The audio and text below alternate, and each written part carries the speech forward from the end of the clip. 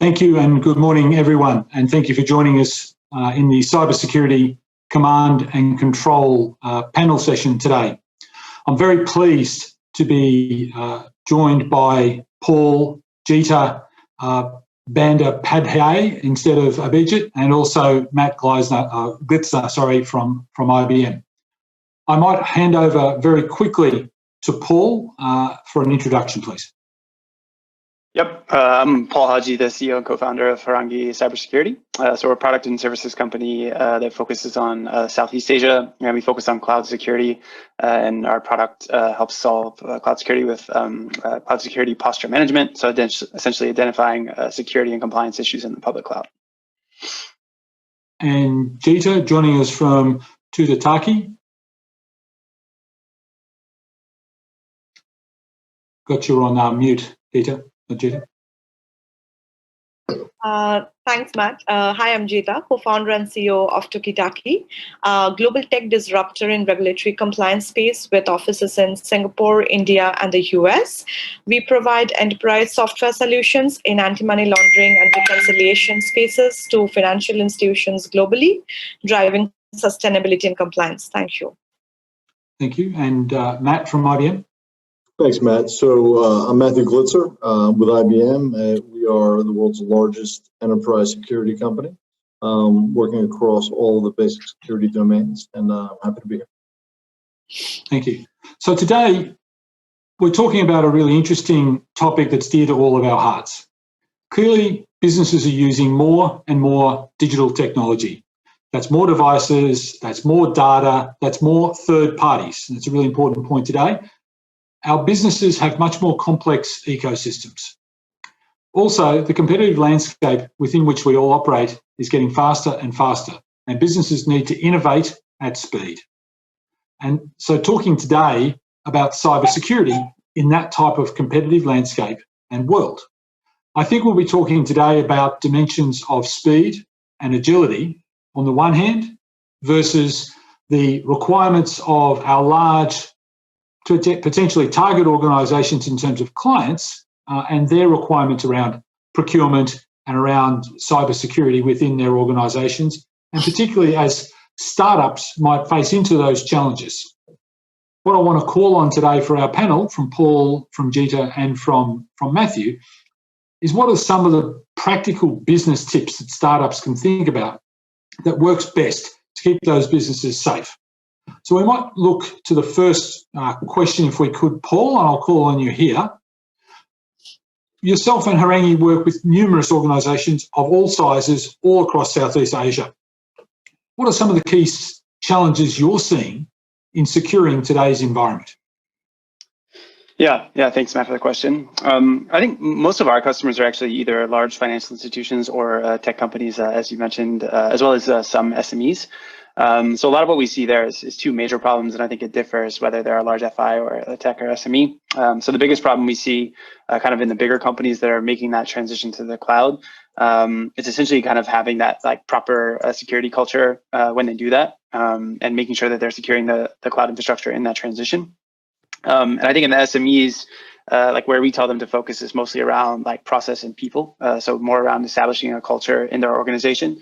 Because if they're an SME or a tech company that's been around for a while, may not necessarily have that culture. But of course, with a lot of the recent events that have happened, helping them establish that culture from the top down really helps in sort of their investment in security, whether that's time or money. And helps them think about like some of the decisions that they're making in terms of technology choice, working with X or Y vendor, and kind of solving that problem.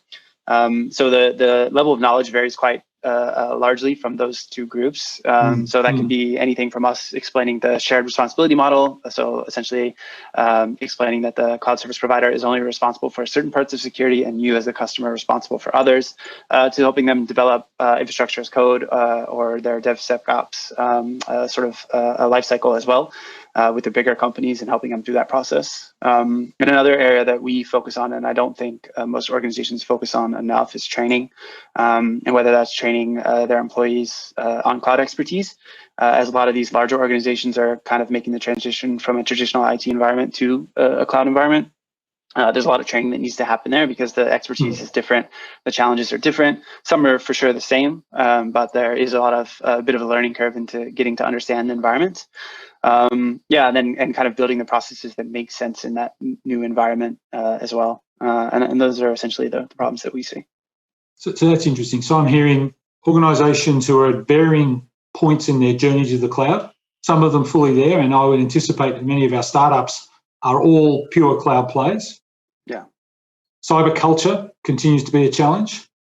Speed of change and shifting security left, and cyber training as well. I think I heard out of that. So some really interesting points there. And I think in particular, that journey to the cloud and people being at different points of that, certainly seeing that across the spectrum. Jeeta, as the COO of a RegTech disruptor, what are the challenges from your perspective working with more traditional businesses? Right. I think this is a great question. Of the many challenges that we see, I would like to highlight three key challenges.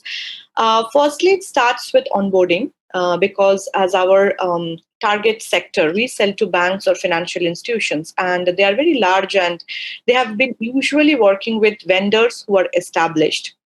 So to get a master service level agreement signed, generally it takes 9 to 12 months with banks. So if we look at the timeline, it is definitely not encouraging for a kind of a new age RegTech like us. So the way we handle or try to overcome the problem is like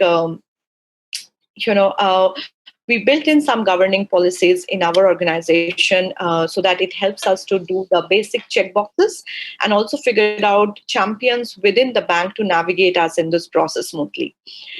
Second problem would be the deployment cycle, because as a new age company, instead of demonstrating value, what your product or solution can bring to the table, you also need to ensure that it helps in the faster go-to-market. But banks would have their own processes of how to, take a software to production. And that's definitely a longer period of time. So recognizing the process that they have and setting expectations in the very beginning with a tighter project management is the key to ensure that you can move nimbly or in an agile manner. So I'm hearing, oh, sorry, keep going. And the final one would be the user adoption. Although, why I say that, because although, AI is termed as the go-to technology today, but there are wide apprehensions in the market, irrespective of the organization structure that you are in, that will it work for me? Will it benefit me? Will it give me returns? Will I be able to understand the outcome of AI? And you need to build in functionalities which helps in automated continuous learning, even as your data shifts or the market changes happen. So very recently we witnessed COVID, like everything changed actually. There are loan terms got changed, transaction patterns got changed, sudden eruption of digital payments, right? So how an AI system which went in production can withstand these kind of, rare scenarios that is happening, or even in dynamic data shifts. So you need to make sure that you build a system that is able to withstand that and also explain the outcome to a layman in a simplest possible manner so that he or she can appreciate that and make it as part of their BAU process. So then only your user adoption will increase. So from go live to user adoption, users really adopting your product is a journey by itself. So I would like to sum up as the onboarding, deployment cycle, and the user adoption are the three challenges which startups need to work on.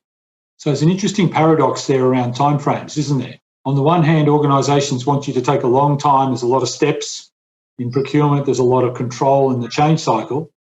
But on the other hand, you've got to prove value quite quickly and be nimble and be able to respond to it. So quite an interesting paradox. Matthew, you work at one of the most recognised cybersecurity firms in the world, and you secure some of the largest businesses. What are you seeing in this space? Listen, Matt, what Jeeta and what Paul are saying is absolutely correct, right? And it's they're microcosms of the broader approach and the things that startups need to look at when they're approaching the enterprise market. And I think, obviously with the pandemic, the threat surface for all organizations has expanded.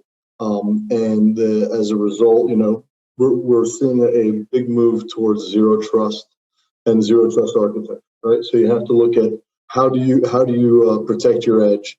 You've got devices, and especially with startups, you're working in a diverse area, maybe diffused, not everybody in the office, and you've got a lot of your sensitive data residing potentially in different places.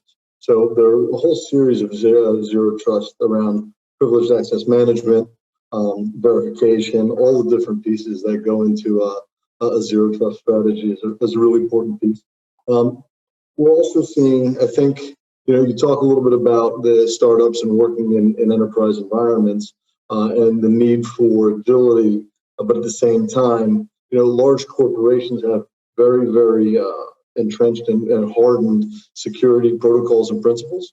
So I think as a start, we probably have to look at and say, how do we use security by design, right? So you have to design the security of your application or your service into the base of your platform with the expectation, understanding that you're going to have to meet certain levels of security requirements that will be put upon you by your clients potentially.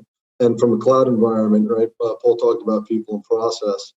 Zero trust obviously is one of them, but you also throw and add technology into that, which is really, how do you create a security technology platform for your applications and your services to reside on. And I think the last piece, I think data residency and regulatory is a real issue. So for startups, when you're looking at them, you see where where your data is residing, do you know where your client data is residing?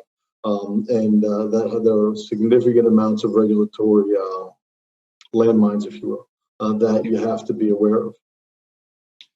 So let's get practical here. So we've explored the problem space, I think.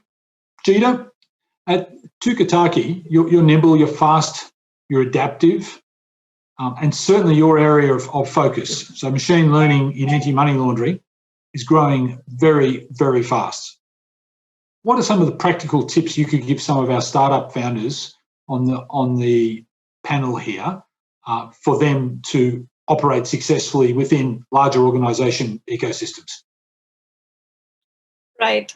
So we say that change is the only constant, but on the contrary, as human beings, we fear change, and this inherent behavior, prompt us to do things which we are used to.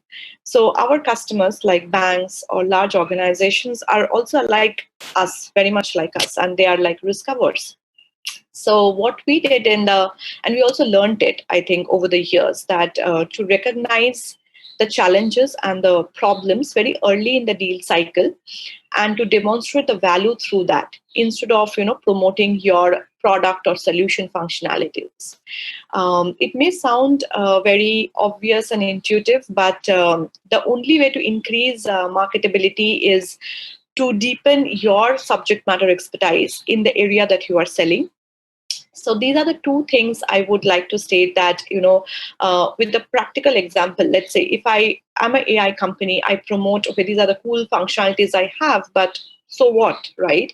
But if my bank or a financial institution, let's say, has a challenge that today in COVID situation, payments have gone up, digital payments, and they want to figure out or adopt a sophisticated technology to prevent them from emerging threats in digital payments. So you need to personalize your product or solution to meet that need. So never, I would say, to sell the product or solution, but to go for the problem or the challenge that your customer is experiencing and able to solve that.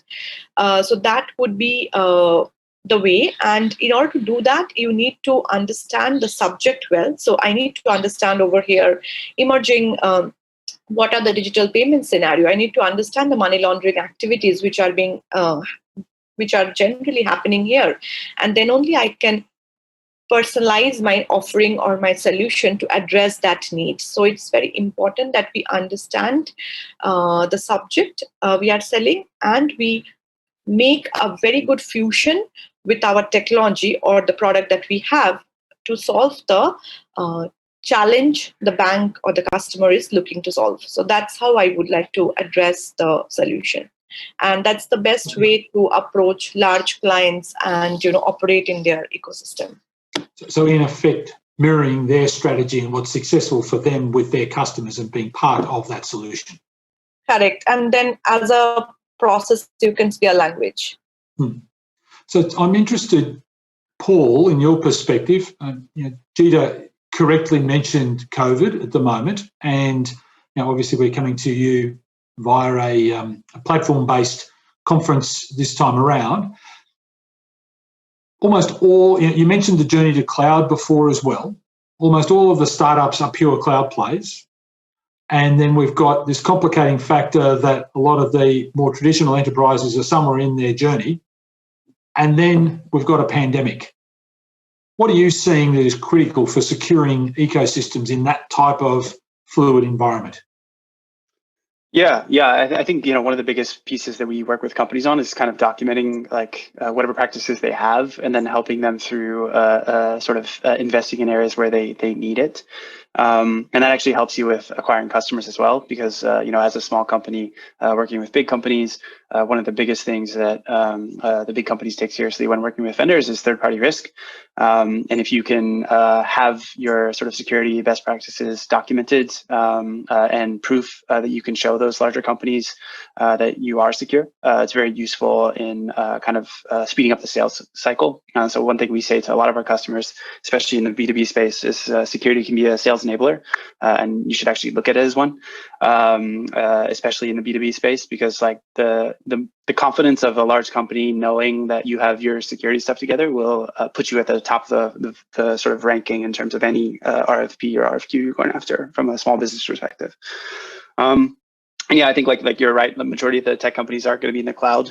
Probably upwards of 98% of them are going to be. And I think it's understanding the shared responsibility model is really important. So understanding what you're responsible for as the customer. Gartner has a statistic which it keeps going every year. It grows. The date kind of extends out, but right now it's 99% of the cloud security issues through 2025 will be the customer's fault. Last year it was through 2023, but they keep extending it because more security issues keep happening. So I think for us, and why we built our product essentially is because everyone that's using cloud needs a cloud security posture management solution to essentially understand what security issues and compliance issues are in the cloud currently, and then also what's happening as your developers are working through those processes. And that's really important to be monitoring, because most of the breaches you hear about these days are basically because of misconfigurations in the cloud, not anything to do with the cloud actual security itself. And I think another big piece here is going after a certification. B2C is important, B2B also, whether that's SOC 2 or ISO 27001, but getting something that shows that you invest in security is becoming more and more important in the consumer space, and is also becoming more and more important in the B2B space, but has been around for a while. And those types of certifications give you almost an immediate stamp of approval in going through procurement with larger businesses, which is really important in startups, because the shortening that sales cycle is important to keeping your business growing. Thank you. I think there's a couple of really pertinent takeaways there. So the shared responsibility model and the certification and the value of that on an enduring basis to get you through the door, get you higher up the queue in terms of the evaluation criteria, and speed up some of the processes that Jeeta had mentioned there before. Last question from me before we turn to some excellent questions from our audience. Matthew, cybersecurity is also an area of a lot of innovation, and IBM, I would say, is a serial innovator over many, many decades and has a rich history in that regard. How have you maintained, what's your tip for maintaining progress in cybersecurity innovation? Yeah, so I think, Matt, that the obviously, IBM from a corporate perspective is an engineering company at heart, right? I think 27 years in a row we've led the U.S. in patents. But cybersecurity innovation is not only, there's enterprise, and then there's kind of transactional, and there's more the systemic, right? So I think that what Jeeta and Paul and the team and all of the startup community is doing around innovating the space, both from a business process and a technology perspective, and is really important. But we do some of that, but we're also focused on some of the larger, more systemic type of innovation around quantum, around homomorphic encryption, right? The ability to work on encrypted data without decrypting it, and really focusing on open standards. So from an IBM perspective, both from a cloud perspective as well as security perspective, and I think Jeeta mentioned it a little bit earlier, it's really about ecosystem, right? So there is no one solution for security for a company, right? It is an ecosystem. They have to be interoperable, and they have to be clear in terms of their transparency. So I think, Matt, we're really focused on learning from the startup community. We do a lot of work with the startup community in terms of sharing ideas, and then really the understanding that security it never ends. Right, this is an ongoing battle that we're going to have to continue to wage against the bad actors, and it's dynamic, and we all need to be working together, and we're all part of the same team in that sense, trying to protect our clients. Right? It is, and I think one of your first comments, I think, Matthew, and stitching that together with Paul's comment, the importance of frameworks like Zero Trust and really working down that set of principles. But I think picking up on Paul's earlier comments, that security by design and the whole shift left in the design process is critically important, I think, for effective ongoing cybersecurity controls. Now, I want to turn to a few questions from our audience. The first question I'd like to pose to you, Jeeta, which is, how has the cybersecurity landscape for a startup changed by the COVID pandemic? Thanks, Matt, for the question.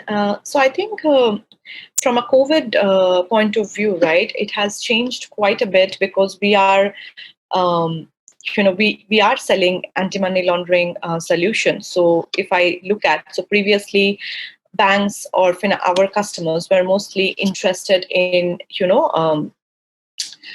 traditional products like cash, check, remittances, right, local fund transfers. But today we have cryptocurrencies. People are using cryptos because in COVID has accelerated digital payments through mobile wallets, cryptos, and newer ways of laundering money through these gateways or the product offerings. So from that point of view, there is a change. The second, as I think Matt mentioned, on data encryption. So how you can work, encrypting, then decrypting, and then working and transposing off. So that's the other change we are seeing. And then banks are also realizing that, that if they have to embark on a cloud strategy, maybe 2 to 3 years down the line, then what are the systems they should put in place to address these kind of needs.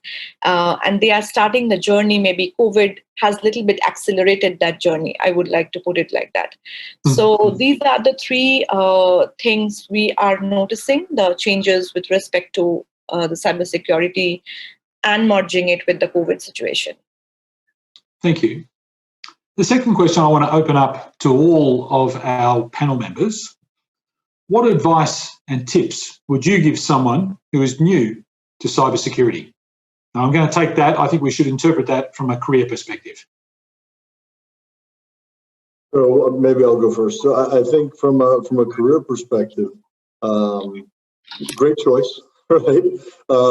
There's no end, and I think that while it's important to be an SME in a specific area, I think that there's a convergence in security as well, right? Where and not, once upon a time you were a firewall expert or you were a network expert or you were, now, when we look at the move towards federated search, data at rest, and you bring all of the pieces together, that you have to understand the overall how what you're focused on is part of an overall landscape and posture, and to want to be continually learning, right? So the security is, as I said earlier, is about continuous dynamics, about continual learning, right?